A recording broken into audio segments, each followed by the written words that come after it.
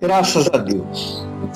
Minha amiga, meu amigo ouvinte, nós estamos falando sobre justiça.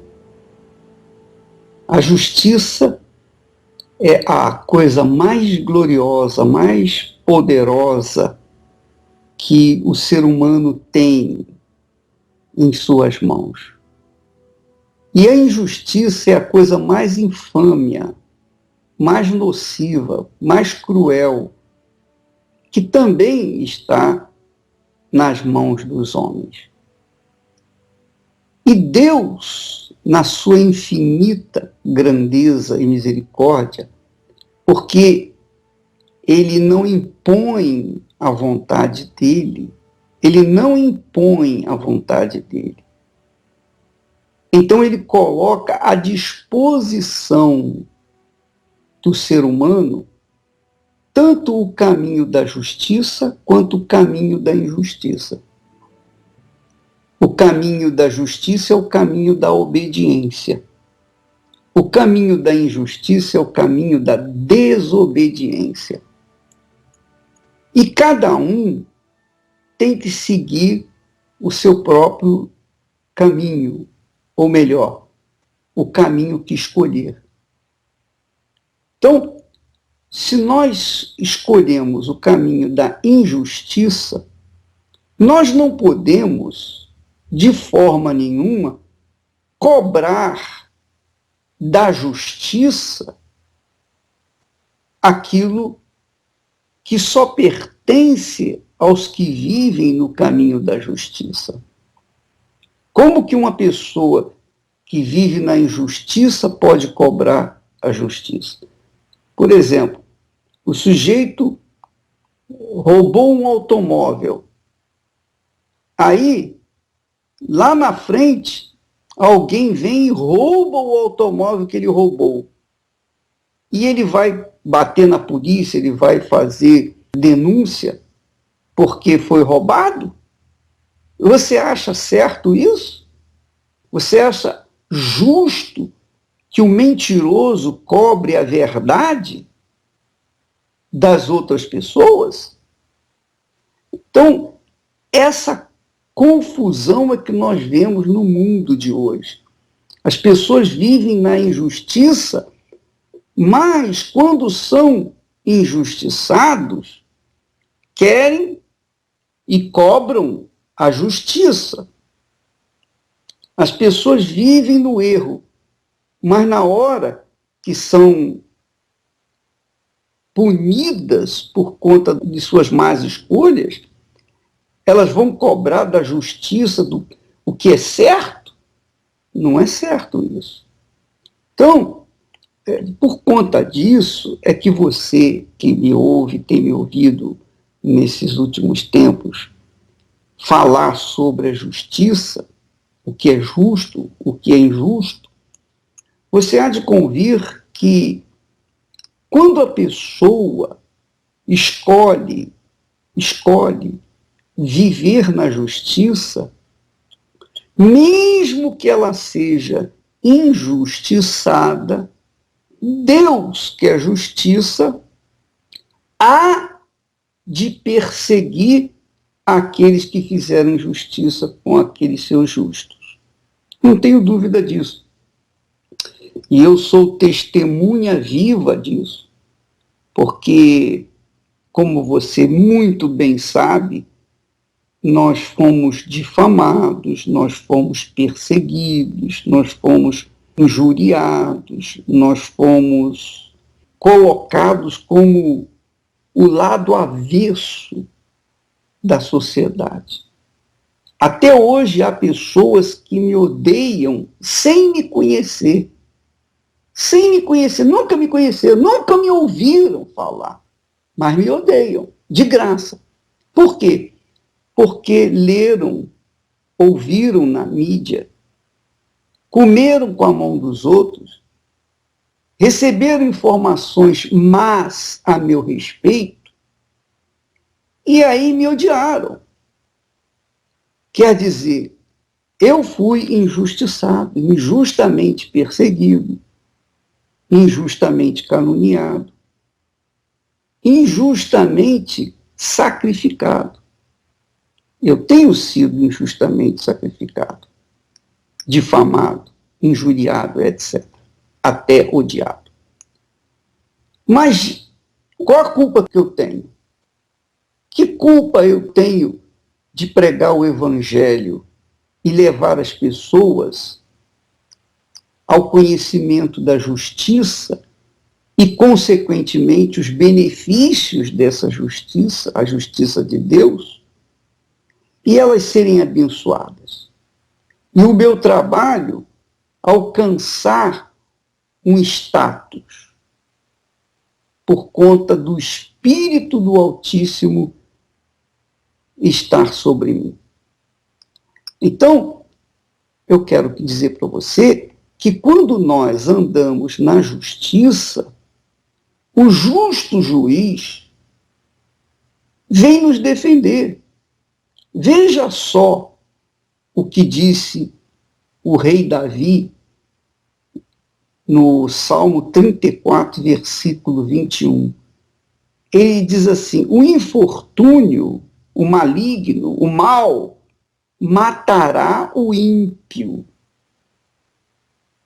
Mas os que odeiam o justo serão condenados. Os que odeiam o justo serão condenados. Quer dizer, se eu sou justo, aqueles que me odeiam serão condenados. Não é o que eu quero. Eu não quero a condenação dos que me odeiam. Eu não quero o mal dos que me difamam, dos que me perseguem, dos que me injuriam ou caluniam. Não, eu não quero o mal de ninguém. Eu quero o bem. Mas, por conta da justiça divina, aqueles que me odeiam de graça, com certeza serão condenados. Com certeza serão punidos. Sem eu mover uma palha, sem pedir nada. Por quê? Porque a vingança nossa, não é nossa, não somos nós que vamos nos vingar. É Deus quem nos vinga. É como ele disse: a mim pertence a vingança. Ora, Davi também, na sua oração, ele diz assim: clamam os justos, versículo 17 do Salmo 34. Clamam os justos e o Senhor os escuta e os livra de todas as suas tribulações. Quer dizer, Deus ouve o clamor dos que vivem no caminho da justiça, no caminho da obediência. Ele ouve o clamor daqueles que o invocam e que andam no caminho da justiça. E ele livra de todas as suas tribulações. E, amiga, isso é tão santo, isso é tão glorioso, isso é tão precioso, que eu não me canso de falar sobre o que aguarda por aqueles que vivem na justiça. Por isso que nós temos pregado a justiça, nós temos ensinado a justiça, nós temos orientado sobre a justiça, nós temos proclamado a justiça, a fim de que as pessoas venham viver nessa justiça e, consequentemente, venham ser beneficiadas pelos seus frutos, porque o fruto da justiça são bons, são ótimos, são excelentes, são vida. Mas o fruto ou os frutos da injustiça acabam em morte. Então, Davi diz aqui no Salmo 34, no versículo 19, muitas são as aflições do justo. Quer dizer, a pessoa que é justa, ela sofre perseguição, injustiça, calúnia, difamação, ela é vítima do ódio, enfim, ela sofre por ser justa. Até porque ela vive num mundo onde a injustiça impera. Então, quem é justo e vive nesse mundo, é claro que vai sofrer as consequências do ambiente em que está vivendo, das circunstâncias que está vivendo. Mas ela se mantém na justiça, ela, apesar das suas aflições, ainda assim, cedo ou tarde, o Senhor a livra de todas as suas angústias, de todas as suas aflições, e vem finalmente a paz. Então, por exemplo, nesse dia 13, quando nós vamos subir no altar e cobrar de Deus a sua justiça, nós não podemos, em hipótese alguma, não podemos subir no altar pensando em vingança. Ó Deus, vinga, pedindo justiça. Ó Deus, faça-me justiça, faça justiça, como se Deus fosse punir ou matar ou penalizar aqueles que nos fizeram mal. Não, não. Essa campanha da justiça divina é para que Deus venha livrar os justos das suas aflições, das suas angústias, dos seus tormentos. Não punir os seus opressores, de forma nenhuma. Você vê que Davi, ele diz assim: clamam os justos, que é o que nós iremos fazer no próximo dia 13. Nós vamos clamar. Mas, o bispo, eu não sou uma pessoa justa, como é que eu posso clamar por mim? A partir do momento em que você deposita a sua vida, a sua fé na palavra do Senhor Jesus, a partir do momento em que você passa a ter um comportamento de acordo com a palavra de Jesus, quer dizer, você pratica a palavra de Jesus, obedece a palavra de Jesus, você se torna justo. Nós somos justificados por conta da fé, da nossa fé na palavra de Deus. Então, assim como Abraão foi justificado por causa da sua fé, quando nós manifestamos a fé em Jesus e somente em Jesus, só nele, quando nós fazemos dele o nosso Senhor, o nosso soberano, a autoridade máxima da nossa vida, então o Senhor escuta o nosso clamor e nos livra das nossas tribulações, de todas as nossas tribulações. Essa é uma realidade, isso é um fato. Isso é um fato. Portanto, como testemunha da justiça de Deus, como testemunha viva da grandeza de Deus, eu estou falando para você, minha amiga, meu amigo. Porque todos os que me ouvem, com certeza já devem ter ouvido alguém falar mal contra mim, não é verdade? Você não conhece pessoas que falam e até me odeiam? Conhece? Pois bem, Deus me tem guardado daqueles que me querem o mal. As pessoas me querem o mal, muitas pessoas me querem o mal. Até mesmo irmãos,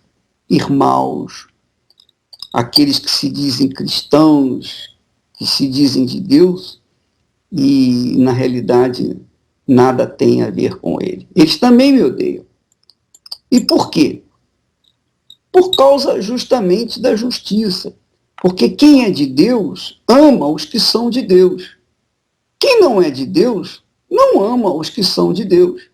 É o que Jesus falou lá em João capítulo 8, versículo 47. Ele diz assim: quem é de Deus senão aqueles que ouvem e praticam a palavra de Deus?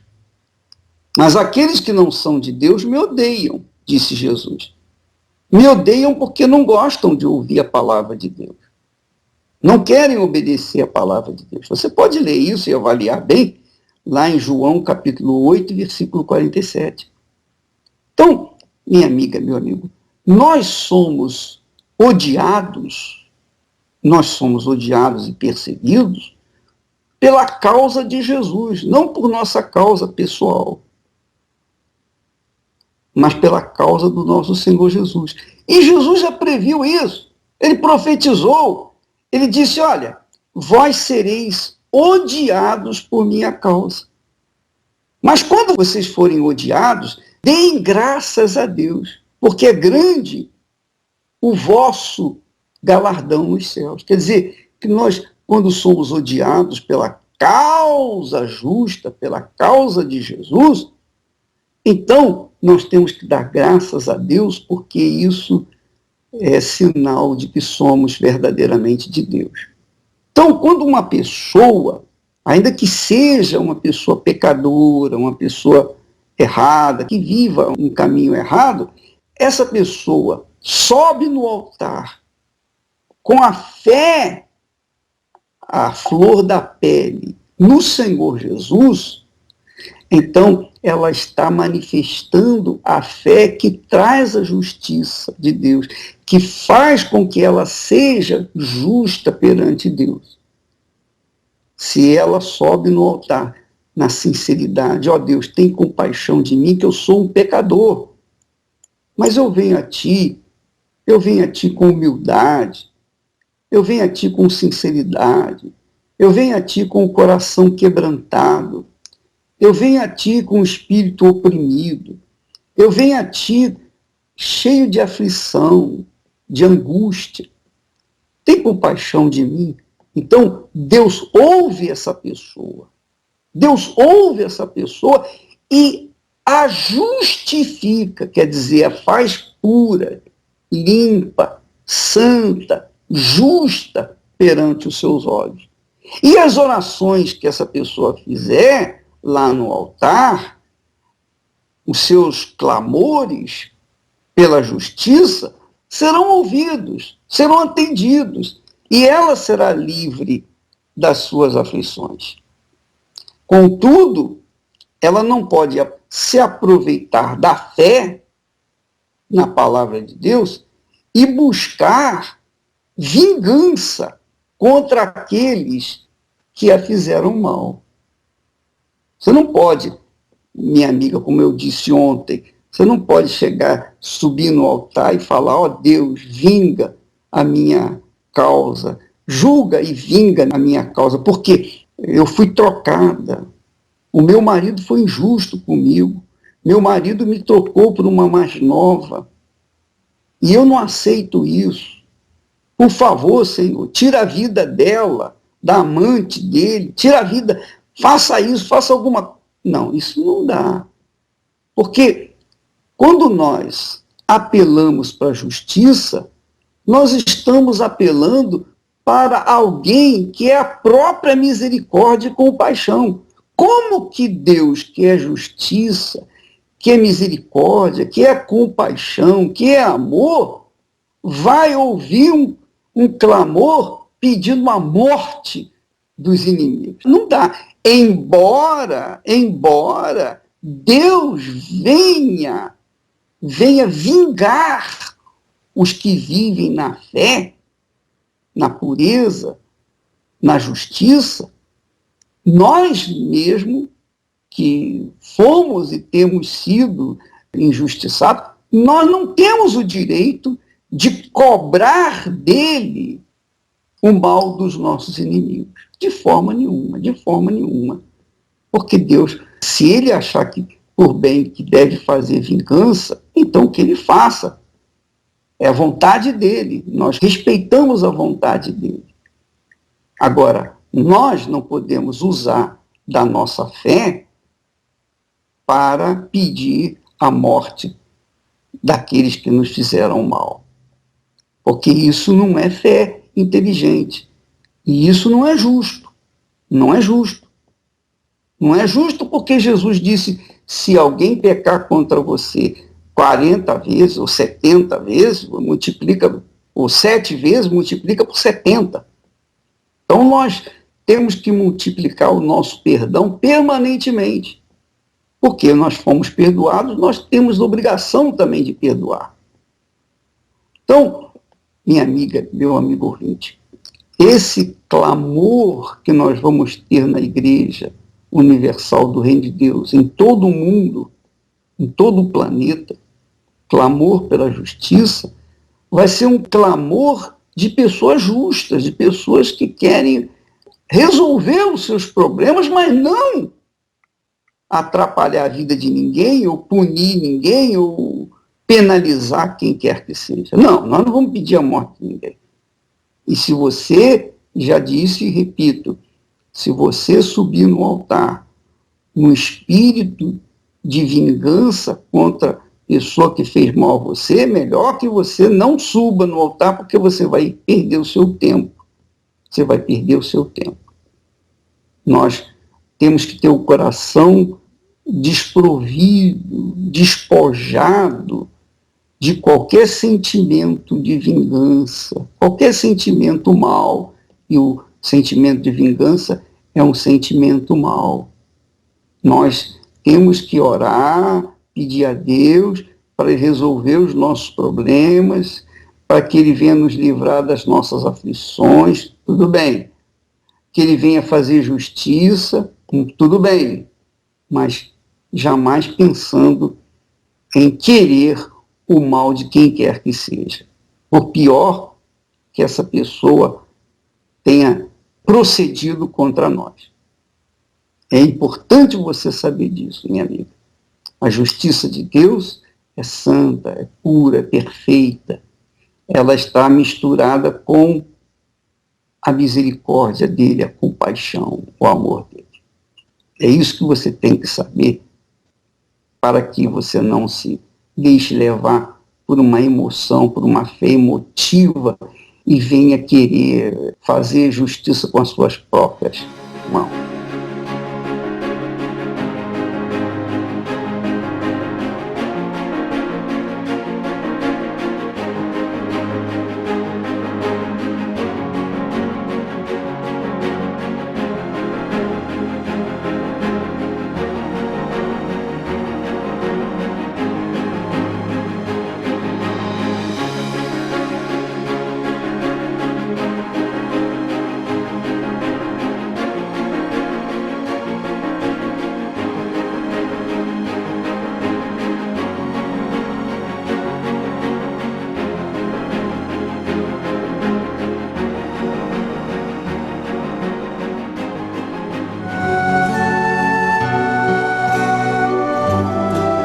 A fé e a inteligência trabalham juntas.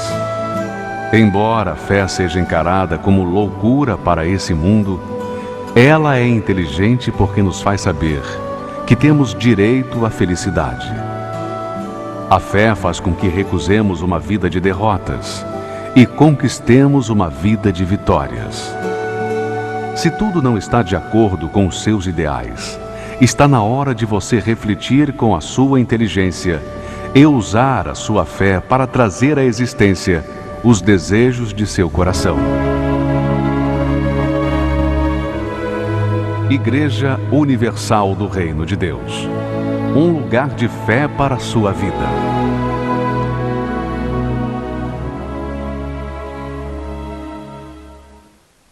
Pois é, minha amiga, meu amigo, nós vamos subir no altar pelo clamor da justiça, pela busca da justiça, nesse próximo dia 13, sem ser esse domingo, no outro domingo, no segundo domingo desse mês. Mas no terceiro domingo, no dia 20, nós vamos começar o jejum de Daniel. Deixa eu explicar para você direitinho o que significa o jejum de Daniel. Daniel fez um jejum por conta das injustiças que ele viu, o seu povo sofrendo, gemendo. E ele fez um jejum de 21 dias. Não comeu nem pão, nem bebeu água. Ficou 21 dias a seco. E o que aconteceu? Ele não teve a resposta durante esses 21 dias. Não teve a resposta. Porém, por que ele não teve a resposta? Porque no primeiro dia do seu jejum, Deus despachou um anjo para vir ao encontro de Daniel, para atender o clamor de Daniel. Mas havia um principado satânico naquela altura que impediu que o anjo de Deus chegasse até Daniel.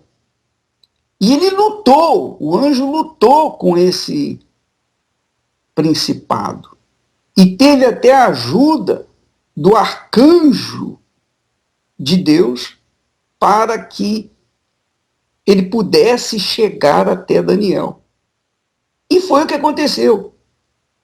Tanto que o anjo, quando chegou a Daniel, falou assim: olha, ô Daniel, no princípio das suas orações, do seu jejum, foi dada a ordem e eu vim. Mas o principado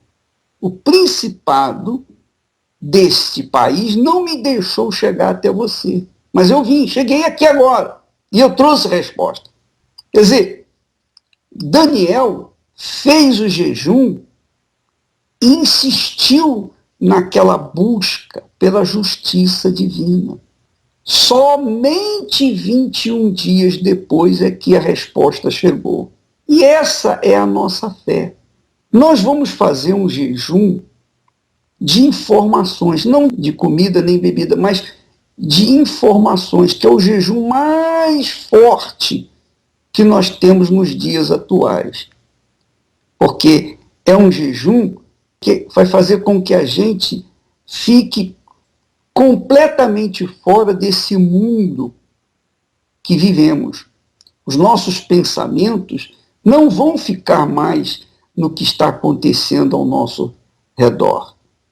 As circunstâncias que nos cercam não vão nos afetar, porque os nossos pensamentos estarão 100% na palavra de Deus. Quer dizer, estaremos espiritualmente mergulhando o nosso ser no mar do Espírito Santo.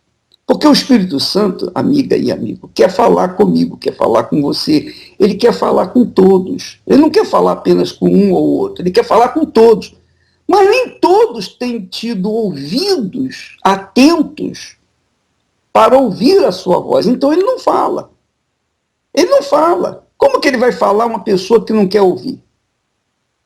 Então, o Espírito Santo precisa de espaço, precisa de ouvidos, precisa de atenção, precisa que a gente pare no tempo para ouvir o que ele quer dizer, o que ele quer fazer, o que ele quer realizar em nossas vidas. Então, nós decidimos ficar livres das informações, sejam da internet, de televisão, jornais, revistas, informações seculares, informações de esporte, qualquer informação. É claro que aquelas pessoas que estudam precisam de informações para desenvolver o seu estudo.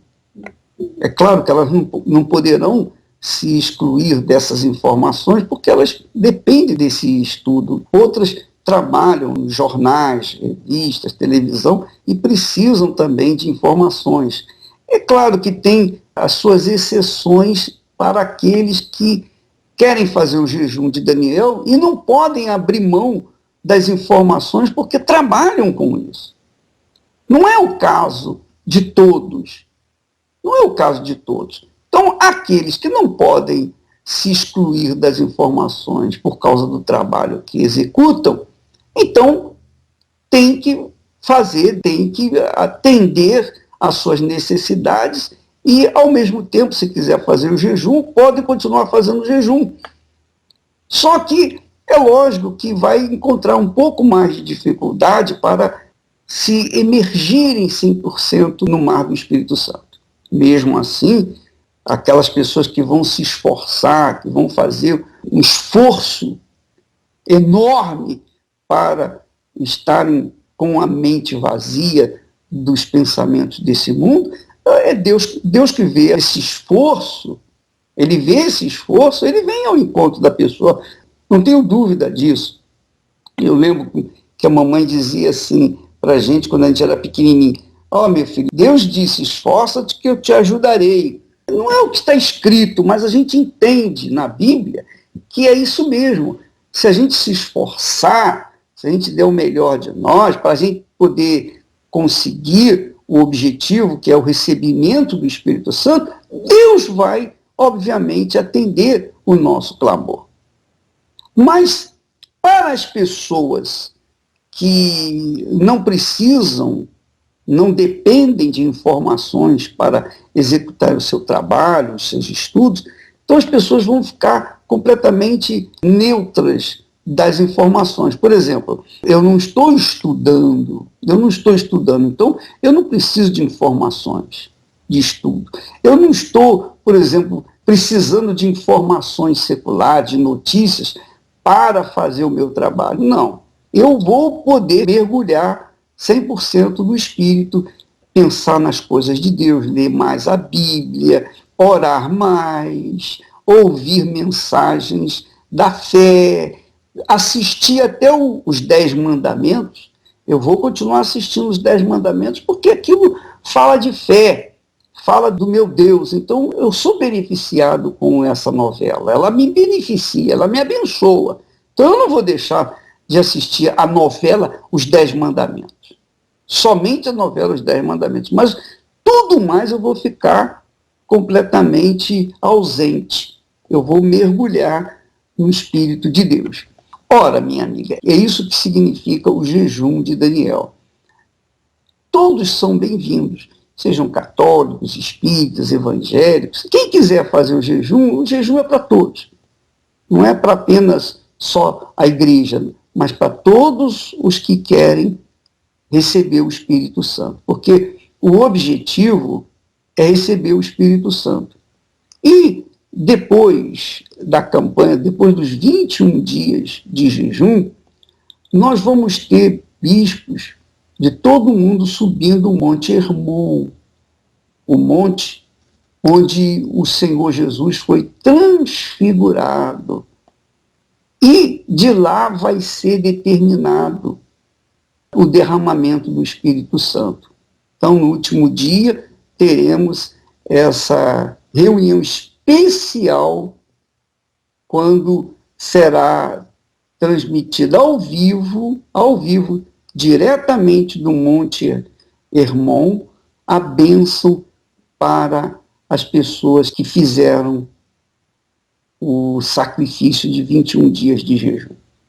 Então nós teremos vários bispos, os principais bispos de todo o mundo, que estarão indo no Monte Hermon, estendendo as mãos para determinar, abençoar aqueles que querem receber o Espírito Santo.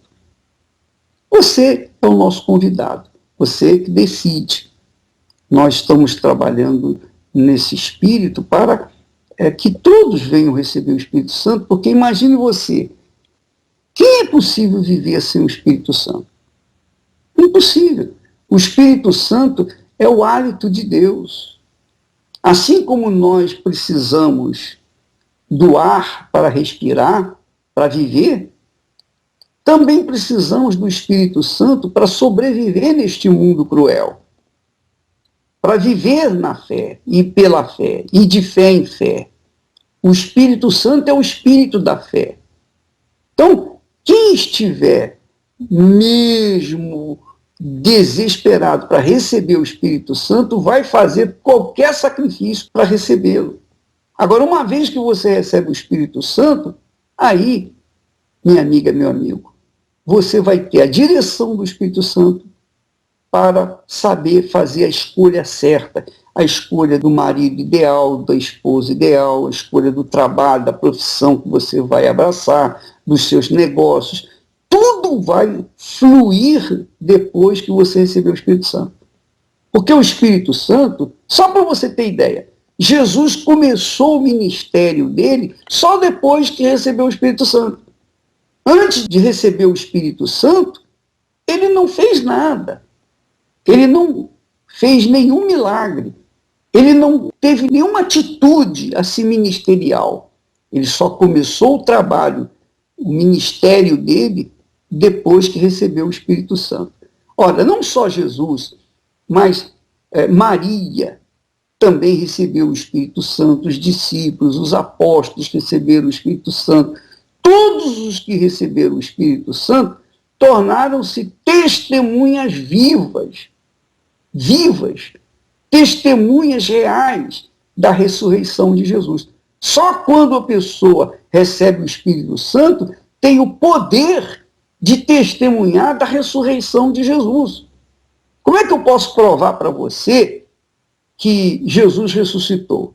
Eu não posso prová-lo, mas através do meu testemunho de que ele ressuscitou, por conta do Espírito dele que está em mim, você vai ficar convencida, a pessoa vai ficar convencida de que realmente Jesus ressuscitou. Então, o Espírito Santo nos dá o poder para testemunhar de que Jesus está vivo e pronto para salvar todos os que o invocam.